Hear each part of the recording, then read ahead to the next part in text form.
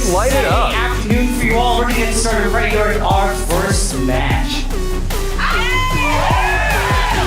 Alright, so introducing first, hailing from the depths of Hades, they are one half of the tag team of your nightmares. Give it up for Snakebite! Topher, I don't know if you know about Snakebite and Creature Feature. I have heard some things. Oh boy. Yeah, these two are not afraid to go to any depths to win a match. They're not afraid to take it to where it needs to go. They're from Hades itself. So just coming out of there has got to be... Oh wow, got the whip going. Yeah. Snakebite with the whip. And Snakebite is no shrinking violet out there. Let me tell you, you see the diminutive size of Snakebite when she is standing next to Beefcake. But don't let that fool you. Snakebite is an accomplished technical wrestler. Weighing in at a full keg of beer, they like to have a lot of fun. They are Party Gold! Oh, but she's got her handful, and Party Gold's got her hands full. Oh wow. That does appear to be a severed hand. It is. Party Ghoul bringing what could be maybe a warm-up snack or something to the ring. I usually like to have a protein bar on me at all times, but I'm not used to that type of protein. And that level, I don't think that works for an undead. I think that maybe that is Party Ghoul's protein bar. I think that's really the. You can have Oh, handing it to the ref. The referee checking to see if it's legal, I guess, and then it's got to put that down there, yeah. Probably for best that we don't have that in the match. Yeah, no, we don't want a severed hand in the match here, and the bell rings, and here we go. Renaissance Rumble Student Showcase is underway as these two circle in the middle of the ring. And I want to know, Party Gold just looks like they're ready for some fun. Oh yeah, look at that, right there. Give it a little shimmy. And Snakebite, I'm telling you, this is one of those things where you're poking the bear here on this. I love Party Ghoul's enthusiasm. I love, look at that wrist lock there, textbook maneuver there, holding in Snakebite. Ooh, wrenching it in there. But I'll say this, that's one of those, Snakebite and Beefcake are one of those teams you don't get away with. Kind of poking the bear and kind of making them upset. I would, if I was in the ring there, now I know Party Ghoul loves to party and loves to have fun there, I would try to get in, get out, and get that victory as quickly as possible. You are not getting paid by the hour. Yeah, no. Against Creature Feature. Exactly. Yeah. You want to find that weakness, exploit it, and try to get out there. Yeah. Oh! Elbow to the face. Wow. That elbow came up at rocket speed. Oh gosh. And that's that pinpoint accuracy of Snakebite, like I was saying. Snakebite is she's nobody's fool there. Yeah. So if she sees an opening, she's gonna take it. Oh, there it is. We're going to the well too many times here. Party Ghoul figuring it out. Dodging it. Waistlock reversal there. Snakebite trying to wrench it in there, trying to get that leverage. Party Ghoul too smart for that, lowering that base there so that he can't lift her off her feet. And then getting that purchase on the headlock there. And that's smart chain wrestling maneuver. If you can't beat your opponent in one area, switch to another zone of control. Oh, missing with the clothesline here. Uh-oh. Got her picked up. One deep squat. What has Party Ghoul got in her mind? Oh, she's rocking the baby. Oh, gosh. Rocking the baby and then tried to get it and then drops it right on that sidewalk slam. Just a 2 count for that sidewalk slam, though. Checking in with Snakebite there. I don't know. You got to press your advantage when you're in this zone here. Yeah, I don't know if checking on your opponent is the way to go. Well, I mean, but Party Ghoul's got an unorthodox style of wrestling. She comes in with that severed hand, has the ability to kind of dislodge someone's mindset with that kind of unorthodox style, and maybe that's what it is. Maybe coming from Hades, maybe they're not ready for this. Maybe kindness might be their downfall. I doubt they've seen much empathy. Yeah, I don't think that is something that Snakebite has encountered in their daily life. Oh. Oh, big shoulder tackle there from Snakebite. Puts Party Ghoul right flat on the mat, right in the center there. And that takes the wind right out of the party. Oh! Attacking the knee there on Party Ghoul. Oh! Another one there. Now this is a smart maneuver here by Snakebite. We can see Party Ghoul has Snakebite by a good foot or so in the ring there. And when you take out that vertical base, when you can take those wheels out, it evens the score no matter how tall the person is.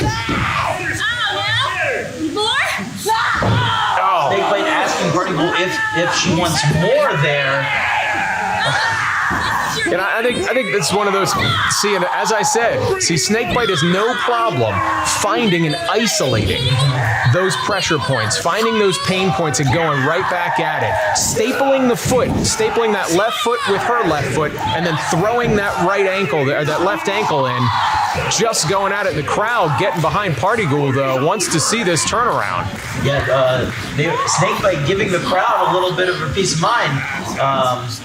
Seeming very upset about the support that Party Ghoul is getting here. Yeah, and I think what I really think is here, Snakebite has got to lean into where she knows her values, her strength is. Not with the crowd. She's got to get back into those pain points. Oof, big hip check there, right in the side. And that wind just blown out of Party Ghoul's, right out of the abdomen there, and then going right to work on it, Topher. You see that? As I said, Snakebite finds that weakness and goes right back into it. Even the undead hurt.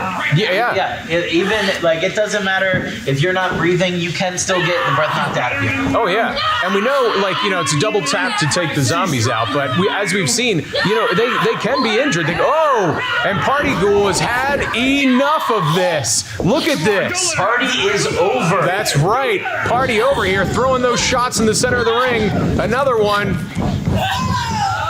Underneath, weaving in.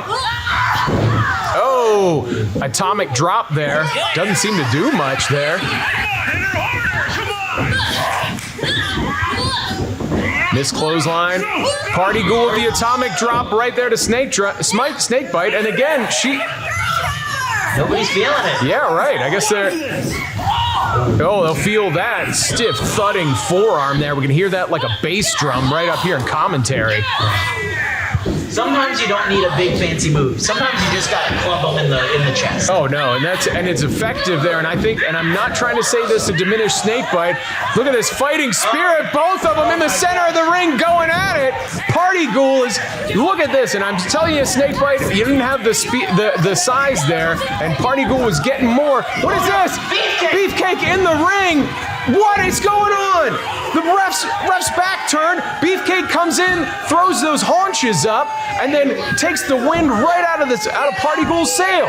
Oh my gosh. And Snakebite weaving that arm through there, and here it is. Oh man, this is one of submission.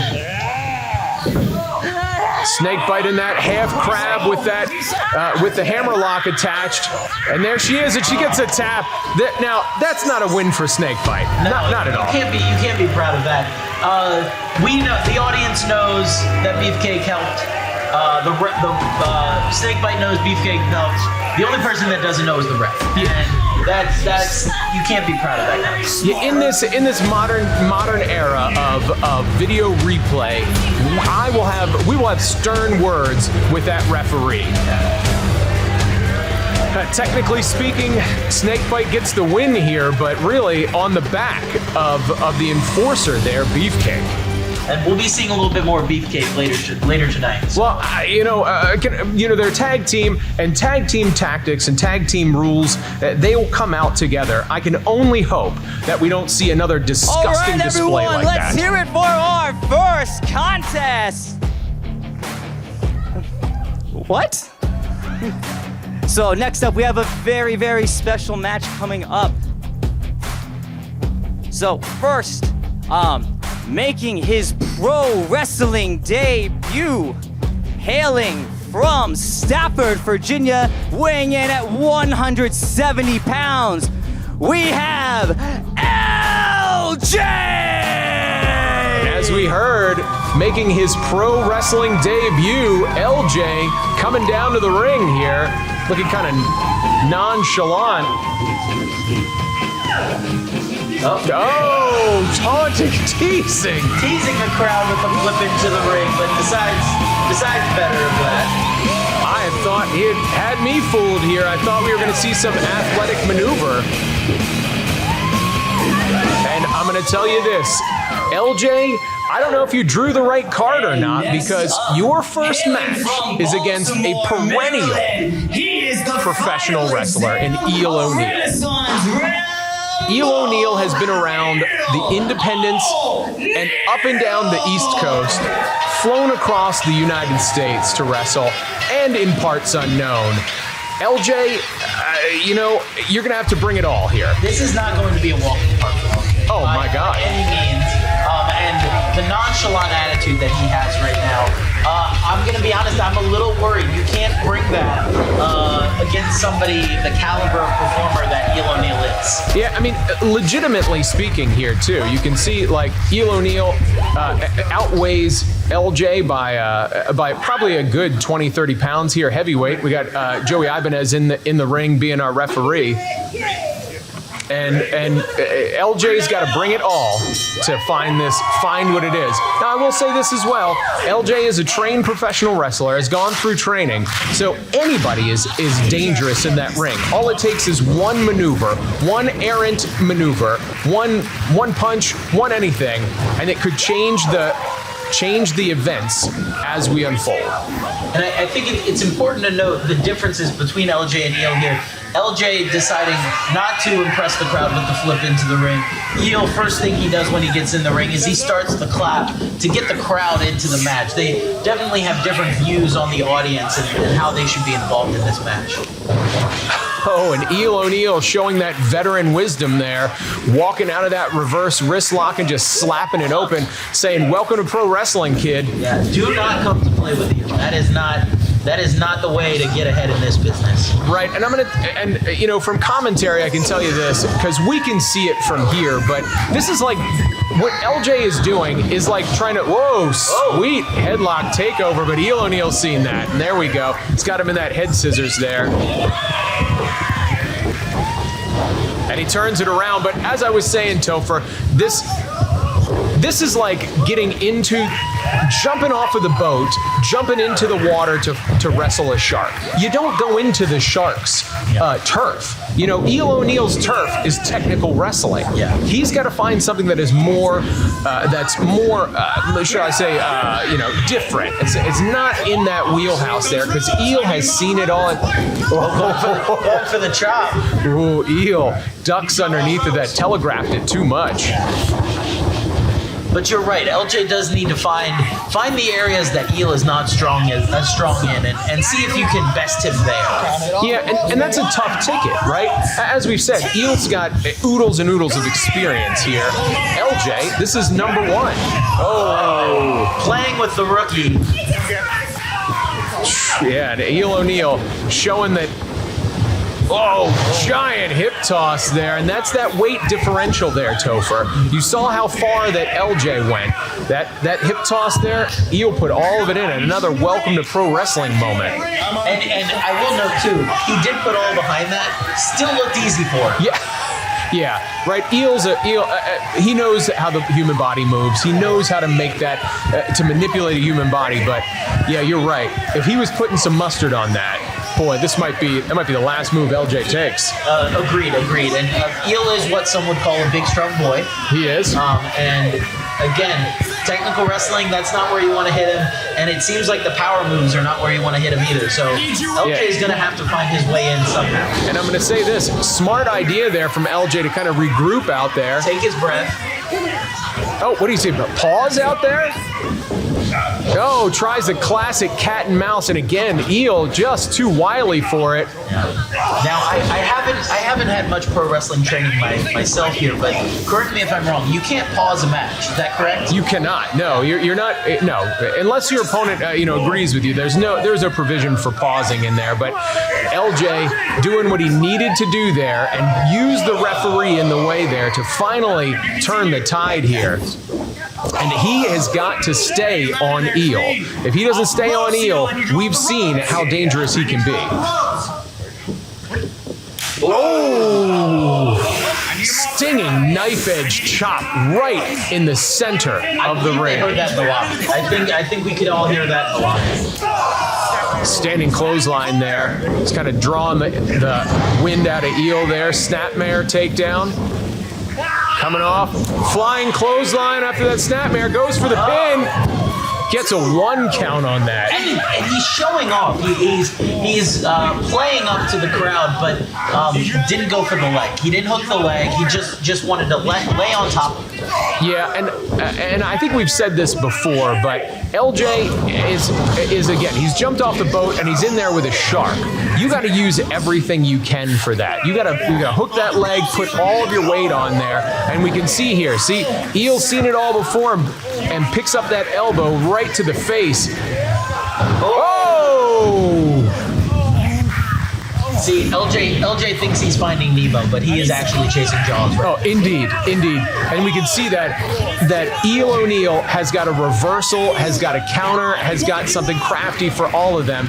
LJ has got to muster it in there. He's got to really dial in here for it. Clothesline. Oh, just takes it right there in the center of the ring. Another one. There we go. Eel starts putting more into it. I don't think he gave him all in the first one there. Third one here. Going up for the slam. Oh, the big wiggle there. That slam. That's a lot of torque on that.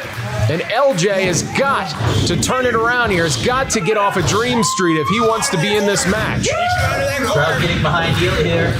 Oh, boot to the face. Oh, big TKO there. And what is Eel doing? Looks like he's setting him up for that crab. He's got him in that Boston Crab. He's leaning back, that pressure on that low back. I don't think LJ's got it. He's got to press up and get out of there. He's got to get to a rope. Get to a roper. And Eel pulls him in the center. The more that he pulls back on this, the more the low back gives. And that was just we all saw that one coming there. A valiant effort by LJ, though. I will say, as relaxed and nonchalant as he may have come into this match, he gave it his all. I think he did put in a good effort against the much more experienced Eel O'Neill. Yeah, and I gotta say this: LJ just drew the rough card on the first match of his career there. You walk out into that was like being put in a wood chipper there. All right, did we all enjoy that? Give it up for LJ and his pro wrestling debut.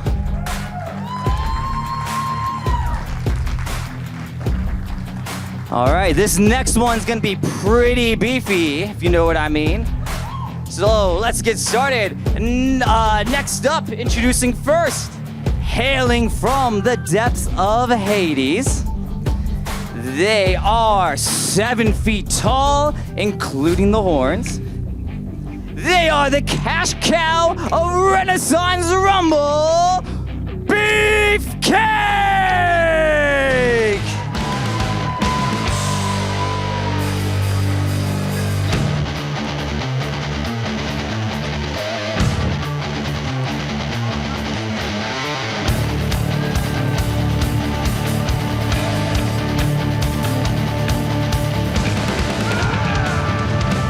Here we go, and now we get Beefcake coming into the ring here, accompanied by Snakebite. And as we recall, in the first match of this card, Beefcake came in and threw, all of those haunches right into Party Ghoul, knocking all the wind out. Party Ghoul was gasping for air in the center of the ring as Snakebite snaked in that hammerlock and that half crab for the win. Hailing from Baltimore, Maryland, they are the Flaming Spirit, Chaz Monroe! Chaz Monroe coming in. Look at that, big fan favorite. The energy coming out of Chaz, they are ready to go. The crowd is behind them. They are pumped for this match. And that's the energy you're gonna need to go up against Beefcake. House in. Look at that. A house of fire. Chaz Monroe. Acrobatic maneuvers. I'm excited to see what this turns up here.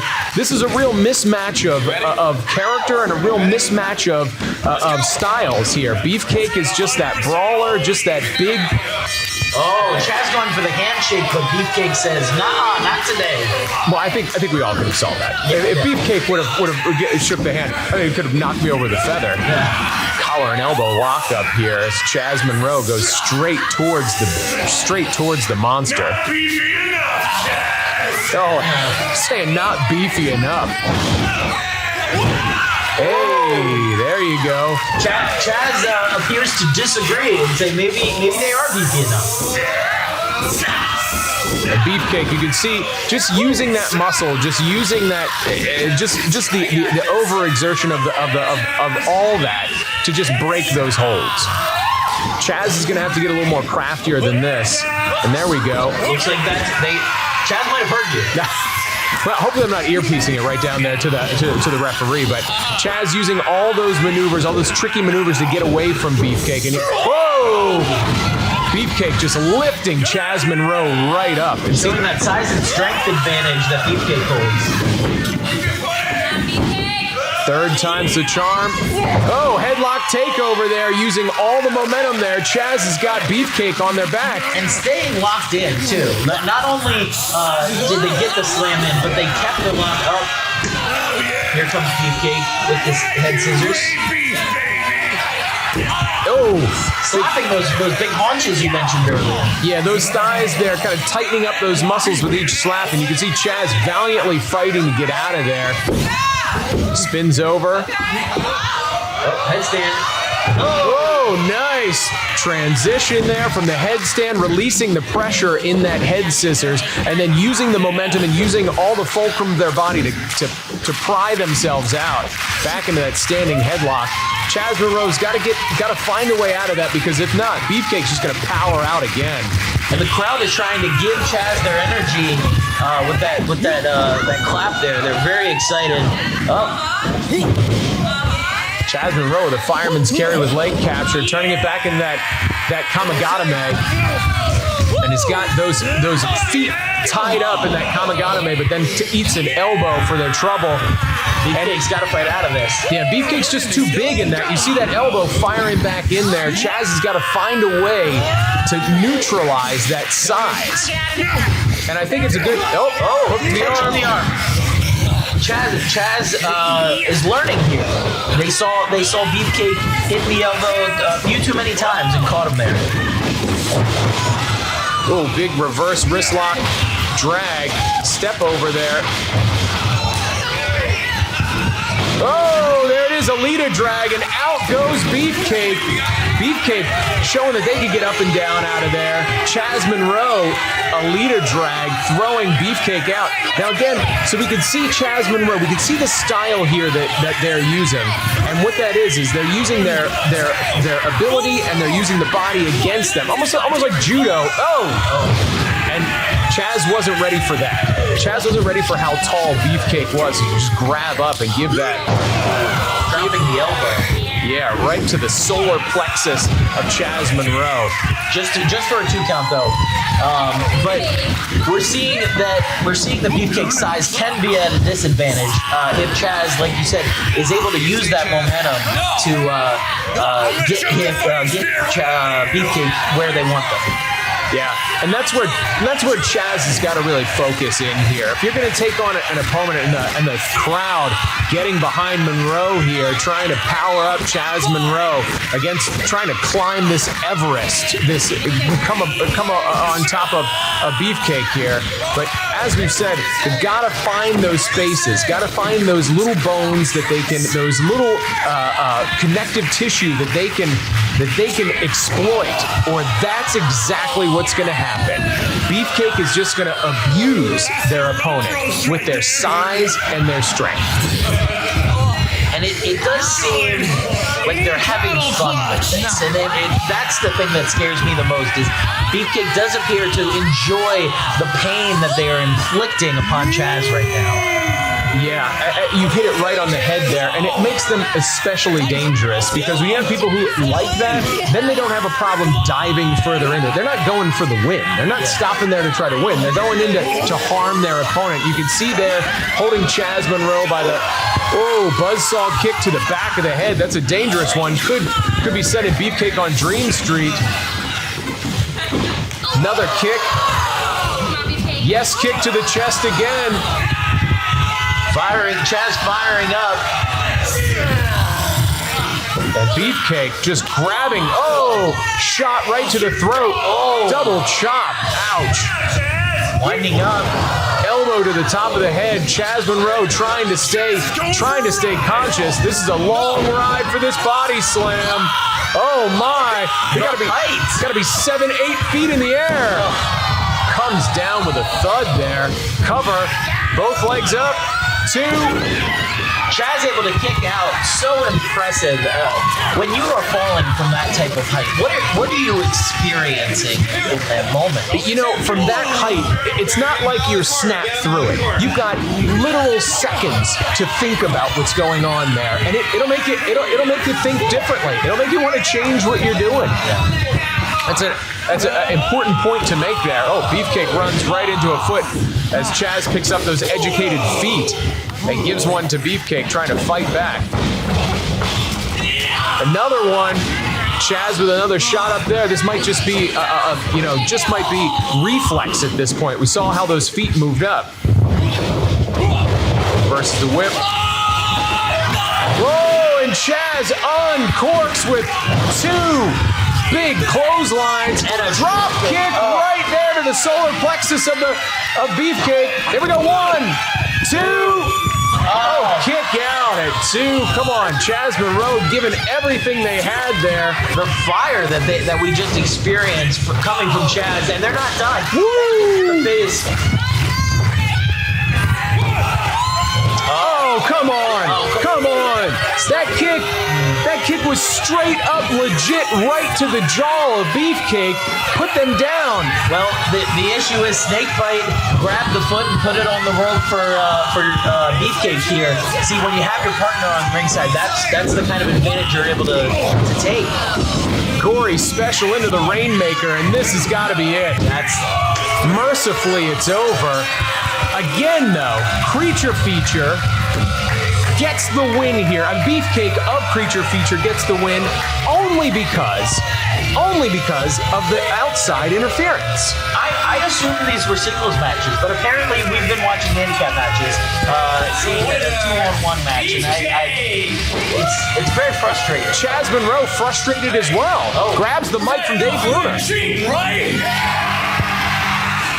Those two think they're so strong together. Well, maybe someone else should get a little revenge. Hey, Party Cool! Yeah! What are you doing after intermission? What are we doing after intermission? I'm thinking a tag team match. Chaz Monroe grabbing the mic. Feature versus the Party. How we feeling, everyone?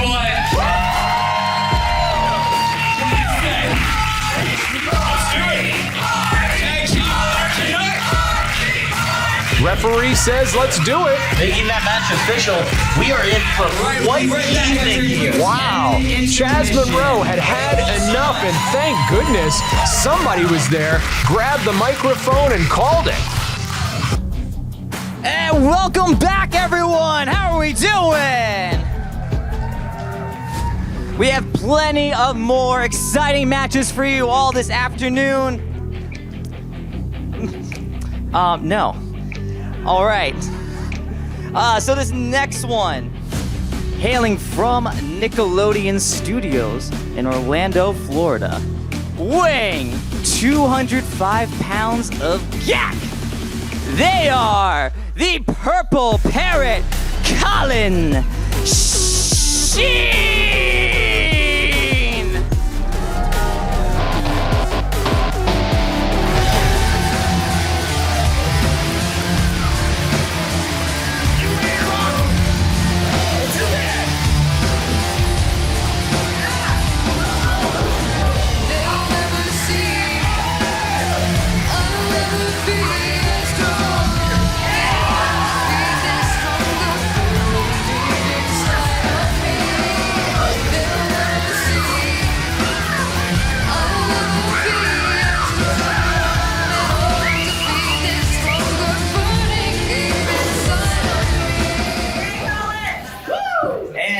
Introducing next, standing at 6'3". That's true. Fighting out of Alexandria, Virginia. He is the brightest flame in the business. He is Dragonheart Jim Finlay!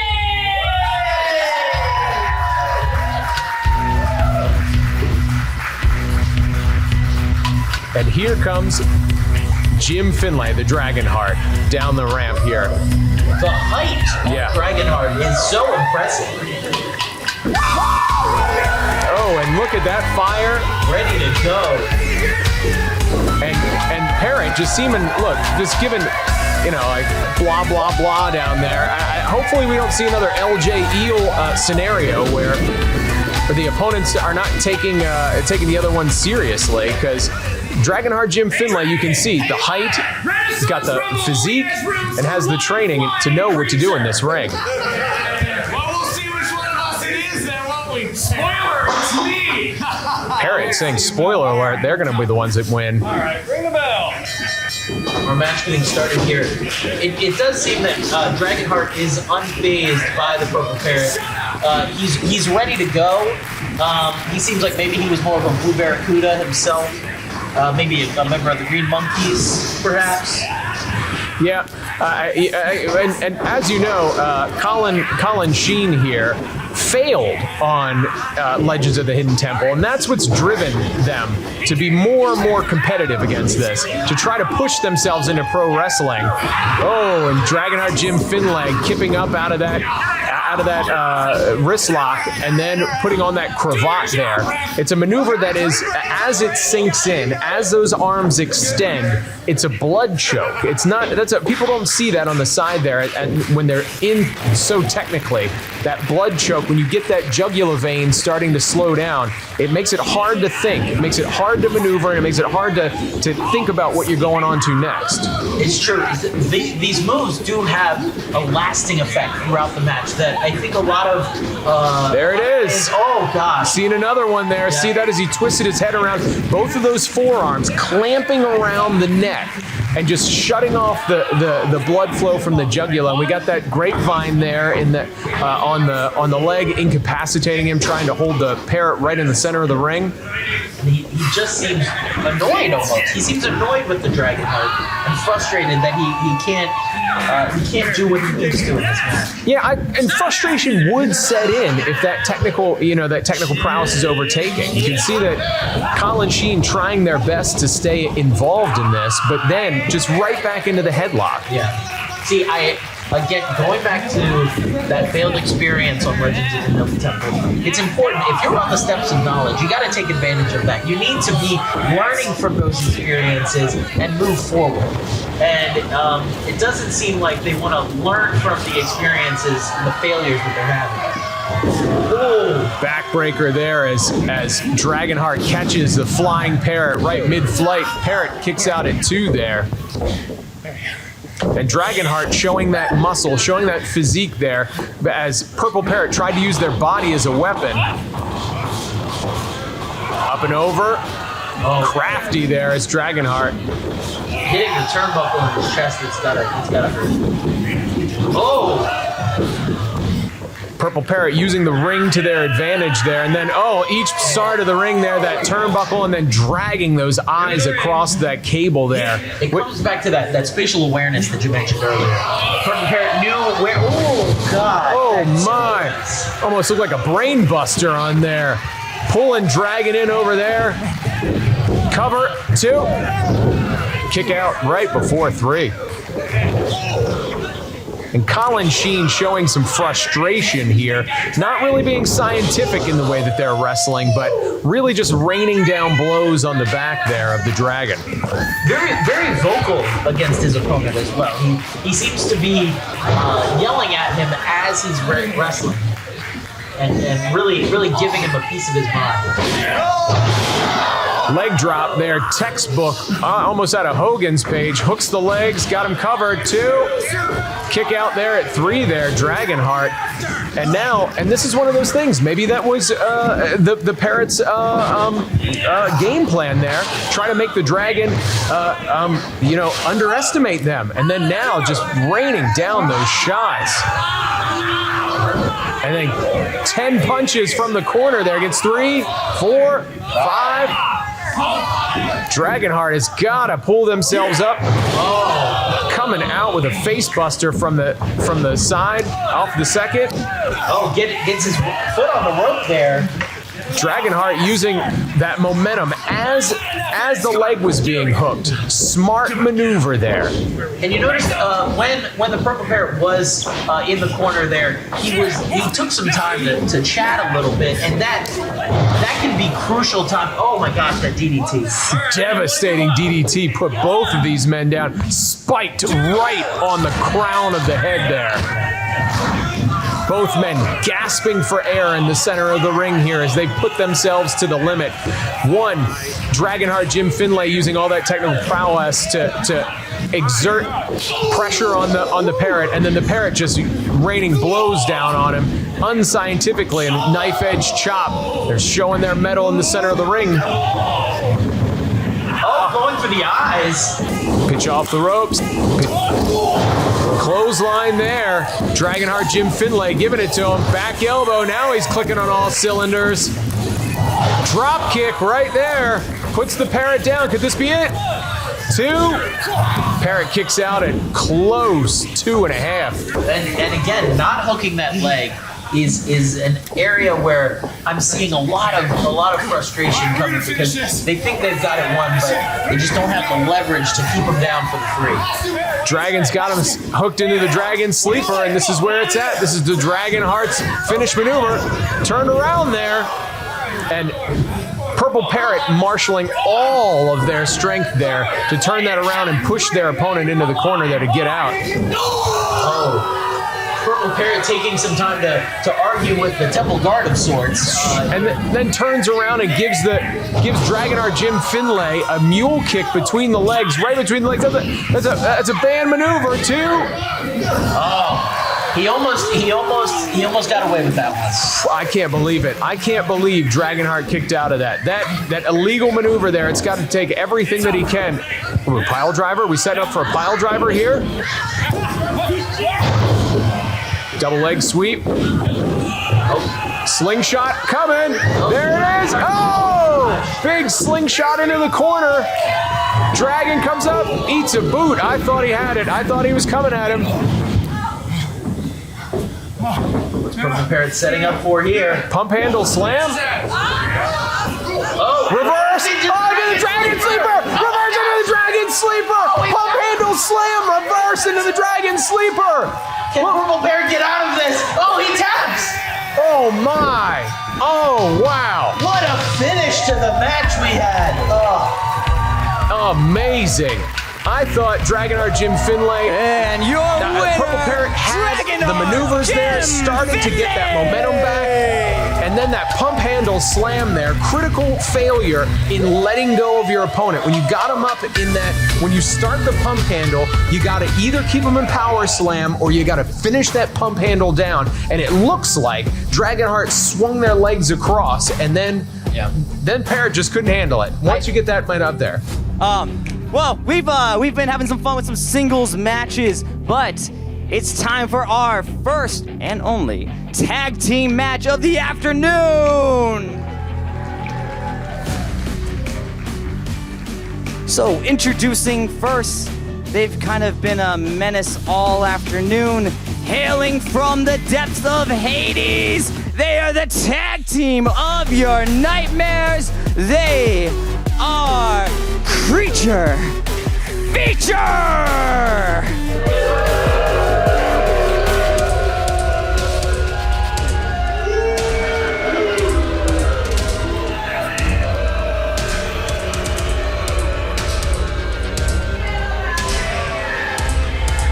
We run this ring! 2 victories today from both of these in singles competition, only because that the other one interfered from the outside. And the crowd knows it. The crowd is giving them a piece of their mind here. They know how they got those wins earlier, and they are not happy about it. Yeah, the court of public opinion is in, and we can clearly see that they are not with Creature Feature. And introducing next, back from the dead, formed only just under an hour ago because they are fed up with cheating. They are the spirit of the party. Party! They come in with an amazing new tag team name. Oh, and Chaz Monroe springboarding their way into the ring. Look at that energy. You would not believe that these two just had two grueling matches. Right, yeah. Both of them came up against two opponents, and the crowd is just behind the Giving spirit them of a the party. party chant. I love it. Look at that. Chaz Monroe coming right at it. Coming right at the Big Beefcake. Showing that they are not afraid of this fight. And I think we're going to see it. This is going to happen right at the bell. That's what I thought. A slobber knocker is about to take place here. There's Chaz Monroe and Beefcake going at it, just rolling around in the ring. And Beefcake, I think you could see it in their eyes that they weren't ready for the fire that Chaz Monroe has brought. There's nothing technical about what we're seeing right now. Right now, this is just pure hatred. This is pure anger and energy being let out onto the Beefcake by Chaz Monroe. That's right. This is just pure adrenaline, pure anger, pure emotion and they're just giving it back to each other. The double chops right on the chest there. Now, referee Joey Ibanez is struggling to keep them contained. And Chaz Monroe, after taking that clothesline, that following clothesline, gives 3 swift yes kicks right to the chest of Beefcake. Whipped into the corner there. Another shot right to the throat. And Party Ghoul is loving it. Tagged in by Chaz, and Party Ghoul is ready. They're going to give us a little double team maneuver here. Oh, look at this. It's a little drum solo on Beefcake's back. Double suplex coming. Oh! It took them both and got over there. Double suplex. Party Ghoul the cover. 2. Beefcake kicks out. Wow. What a maneuver. I love that double team maneuver. I love that just drumming there. Oh, and Snakebite, walks right into that headlock. You saw Party Ghoul, that's that unorthodox style. Retreating back, not coming in, and then letting Snakebite lunge forward just to sink her into that headlock. I love it. And we noted earlier the sick joy that Creature Feature was taking in inflicting pain during their matches. It seems like the Party Ghoul is having just as much fun messing with Creature Feature. Right on. I think you hit it right on the head there. Yeah, like while they enjoy inflicting pain, Party Ghoul is enjoying just messing with them, just getting into their head. And it's weird for me to say a zombie getting into somebody else's head. Yeah. And Party Ghoul is just using all that undead strength against Snakebite. And that's a lot of strength.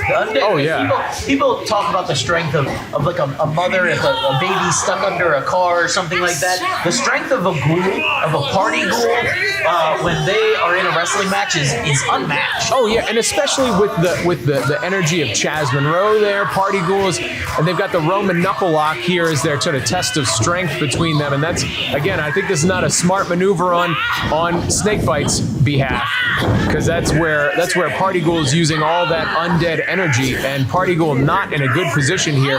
Push back into the. Oh, Beefcake grab. Yeah, come on, Ibanez, get her. Get there you go on this match. Oh, Chaz Monroe comes in because they see what's going on, and then look at this. Now both Beefcake and Snakebite at it while the referee's back is turned. Referee trying to admonish Chaz Monroe to get out of there. Joey's got that cap on backwards. He's clearly blocking the eyes in the back of his head because that was an illegal move by the Creature Features here. Oh yeah, indeed. Using that, and that's that veteran wisdom, that tag team wisdom, right? So you can see Creature Features been together for a long time. They can see how to manipulate the referee, see how to manipulate the match to their own to their own advantage there, and Beefcake driving both of those horns right into the abdomen of Party Ghoul. Chaz and the Ghoul may have the spirit of the party, but it does seem that Creature Feature has the experience of the party. Indeed, yeah, and I think what we're seeing here is exuberance versus experience again, and Chaz coming in to try to stop this, and is only causing more problems to his partner. Party Ghoul screaming in the face of Snakebite, almost challenging them to attack. And Party Ghoul and Snakebite going right back to it. As we all remember in that first match, Snakebite was giving all of that pressure to that left ankle there. And again, right, if you could take away those wheels, you could take away that base, it makes it a lot tougher to get to your partner. It's a lot tougher to get to that tag. Dropping the elbow on it, putting that added pressure on that, and then twisting and torquing that ankle around, that foot around, and that toe and ankle lock. Really wrenching it in. You can feel it. You can feel it from here. Yeah, and that's every time Snakebite goes back, you can see Party Ghoul's back arch backwards in that pain there. And they need to get up. Party Ghoul needs to find their way to the corner to get that tag. As the match goes on, as they continue to isolate Party Ghoul, it gets tougher and tougher for her. That distance gets further and further away. Exactly. You see it looks like it's only a few feet, but the more pain that's inflicted, the farther it feels that they have to go to get to Chaz. Yeah, and then as we said, like as you're taking away one of those wheels, it gets harder. And Beefcake throwing a shot there against Chaz, knocking Chaz off of the ring there. Come on, Ibanez. Really struggling to keep Creature Feature under control here. Taking advantage of these distractions from the ref. Snapmare takedown from the corner there. And this could be Snakebite trying to set up Party Ghoul for another one of those maneuvers there where she's going to put her in that submission hold. Again, working on that leg. And if you've got to hobble over to the corner, it makes it harder to get to the corner. And Party Ghoul has had enough of this. They're pumped up. They're ready to go. They're back in it. Nothing. Them. Oh my God. Big snap suplex there. Party Ghoul had enough of it. Snap suplex to Snakebite. I think that took all it had out of her. Both opponents down, both trying to get to the corner to tag in their partners. And as you can see here, Topher, you can see Party Ghoul is so close. Every time she tries to put pressure on that ankle, it gives out. Can't get up enough. Can't put enough on it to just hop over and get that tag. Who's gonna get it first? Creature Feature. At the same time. Here comes Chaz Monroe. House on fire. Throwing those lines. Lariats all the way. Sling blade to the beef. There it is. Got one. And then Snakebite trying to come in and stop this, and then throws more at Party Ghoul. Party Ghoul's not having any of it. Beefcake. It's got that gory special back on. And then Snakebite and Party Ghoul has got Joey Ibanez's attention, and this could be it. Oh, pushed into the own partner. Oh, Izzy straight to the face. 1, 2, and then Party Ghoul's got Snakebite held on the outside. Oh my God. What an ending to that match. Oh, by their own hubris defeated. Beefcake and then overconfidence. Beefcake had Chaz in that gory special. Snakebite pushing back, keeping Party Ghoul into the side while Joey Ibanez back turned. I don't know if we saw a submission or not, but then as soon as the referee got out of the way, Snakebite pushed back into Beefcake, releasing the hold, and then that swift, those educated feet of Chaz Monroe. Creature Feature still in the ring here. They're frustrated with their loss. Saying they haven't seen the last of them. Tonight, we've seen them 3 times, and each time they've done everything they can to make the audience and make everybody upset. We're not going to see them. God, I hope it's the last time Yeah, we'll see them. I don't know if we can how many times we can handle seeing them in one night.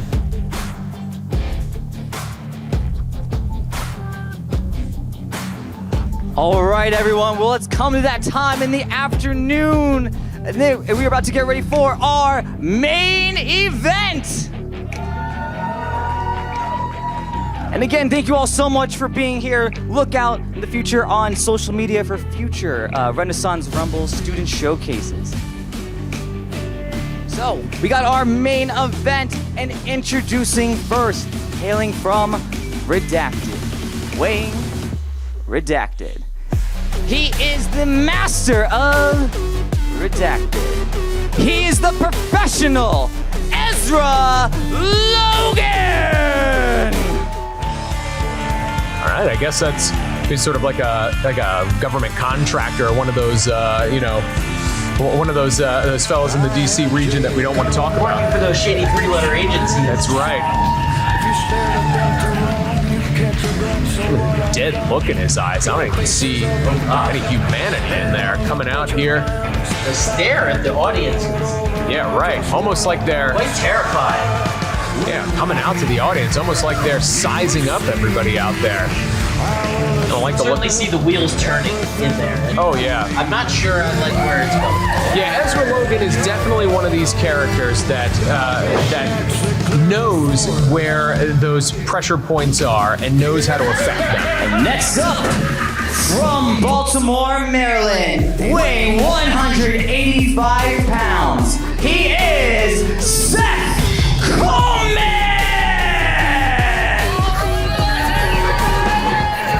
And here comes Seth Coleman. Look at this. Oh, So instead of going out to the crowd, getting them hands, and they're up. There we go. Everybody getting it. everybody is fired up for Seth. Yeah, there you go. You know, I once knew somebody that was also half blonde and half brunette named Seth. Really took the world by storm, and I think Seth Coleman does seem to have some of the similar fire. Oh, dialing that up for sure. Referee checking to make sure that the combatants are ready. Over there. I want to make sure we have a fair contest here. And will we see this energy? Will we see this vibe energy take over? Ooh, big collar and elbow lock up in the center of the ring. Love to see that. Look how strong that was. And that's something that we've noticed all day from these competitors is just the technical prowess and the abilities that they all seem to share is very impressive. Something that does seem to be unique to Renaissance Rumble. Oh yeah, for sure. You can see that these each one of these competitors are not shying away from the technical aspect of it. And Ezra Logan here and Seth Coleman putting on a clinic here in terms of escapes, technical wrestling. We see that waist lock applied, almost in a defensive maneuver. Uh-oh. Oh, Seth's partying. Oh, kind of waving out. Oh! Gets him with that arm drag over there. Ducks underneath of a clothesline. Spins him around. Looks like he's calling for another one. I did see backstage earlier, Seth was hanging out with the spirit of the party. And it appears they've all been having a good time today. But pogging their nose, almost like they were going underneath the water, just back rolling underneath of this. Look at these inventive reversals of the maneuvers here. I love seeing this. I could never go underwater without nose plugs. Oh, yeah. I always needed that and the goggles. That was a big struggle. Nice drop toe hold there, smooth and fast. Oh, Seth surfing there. Look at him right there. Step over. Seth channeling his inner Johnny Tsunami here. Just told him to chill. Stopped right there and then leaning back for the pin. And hanging loose. Oh, I don't know if Ezra Logan can handle this. Look at all this sort of vibe and energy here. Ezra does seem he seems to be a much more serious. Oh! Gosh, very stoic competitor. Reversal there, and then that swift kick right there just fell to his back, and then finds that pinpoint opening. Yeah. And that's the thing you got to watch out for in this character. That's what you got to watch out for. He can exploit just the smallest openings. Because he is not here to have fun. And so while Seth is playing to the crowd and enjoying dancing, Ezra is thinking, and Ezra is watching every movement, and like you said, looking for that perfect opening, which it appears he's found, at least for the moment. I think Seth Coleman there is playing right into. Oh, dragon screw there, so tight. That will torque the ankle, it'll torque the MCL and the ACL all at the same time. That right there can put out a wrestler immediately.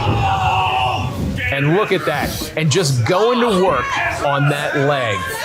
Staying on it. Staying that toe and ankle, pushing around, getting that pressure there, dropping another elbow on the knee. That dragon screw is the linchpin that put this maneuver here, has put us in this predicament.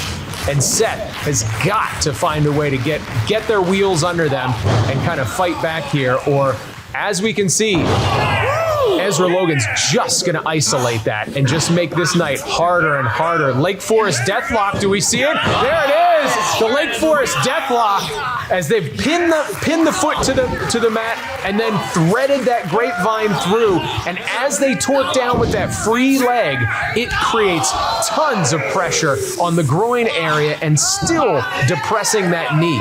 Ezra wants to ensure that Seth will not be surfing anymore tonight, and it doesn't appear that he's going to be able to do so, because the pain that is being inflicted on his legs right now is immense. Oh yeah, Topher, you hit it right on the head, and maybe that's what it was. Maybe that sort of surf maneuver there on the back, where he had Ezra Logan's legs in the Kamagatame position, and then holding it back there, pushing down on the head. Maybe he's never been embarrassed like that before. He does not appear to be a man that likes to be embarrassed in any way, shape, or form. Oh no! You can see that. You can see that etched in his face. Every one of those shots that Seth throws, that just shows some defiance. You can see it. Just that look in the face, like I've had enough of this. Yeah. Logan has never been one to play. I did hear as a child, his mother tried to play peekaboo with him once, and he spat in her face. Wow! Yeah. Wow! That's right on brand with him, and I can understand. And he's gonna need to running off the ropes there. Drop kick to the knee. Wow! All that force, all that torque on that leg, and Seth Coleman has got to find a way to get out of here, or they're just gonna be in trouble. Seth getting out of the way here. Big clubbing forearm there. Getting those punches in. Crowd counting along. Ezra Logan, with that Manhattan drop. Only appeared to get to 6. I believe he was hoping for 10 there. Oh yeah, and then a flying back elbow there. Oh, gets a 2. Gets only a 2 count on that one. Just barely gets his shoulder up there, but yeah. Ezra Logan looks like now toying with their prey, lifting up that arm and then calling the shot there. Back to the leg. And that was an interesting maneuver there as Ezra's taking those shots, those punches to the head, to be able to marshal enough up to get that double underhook and then bring it down onto that knee. He's a scary competitor, and I think Seth Coleman here has got to start taking him more seriously. And there we go. Oh, kicks to the chest and shoulder. Oh, Seth with that big kip up, fire up here, one lariat, back elbow. Are we vibing? We are vibing. Oh, sidewalk slam with a twist there. Is Seth heading to the high rent district? He sure is. High risk maneuver here. Seth getting the altitude. Oh, frog splash a la Eddie Guerrero. 2, 3, and there it is. Fired up with the force of all of that, with everything that he could muster, all that vibe, all that wave, Kip up. And then, And your winner, Seth Coleman! big energy there from Seth Coleman, coming off the top ropes, right on. That's the only way you can put down Ezra Logan. You got to use all of your body to stop him. And you mentioned Eddie Guerrero with that frog splash. And Eddie was also a competitor who liked to have a lot of fun in the ring, and I think we're seeing that from Seth. And it proves to show that you don't just have to battle; you can have a good time and still be good. Uh-oh. What is this? Creature feature getting Creature in the feature. ring. What are they going to do? What are they going to do? Seth. Oh, what is this? What is this? Seth Coleman turning on the audience, turning on him, and joining Creature Feature? The creatures appear to have a new feature here, boys and girls. Oh my gosh. I can't see where this is going, but Creature Feature with the vibe. They lost their match, but walk out with a third member of their team, and this could make this team more deadly than before.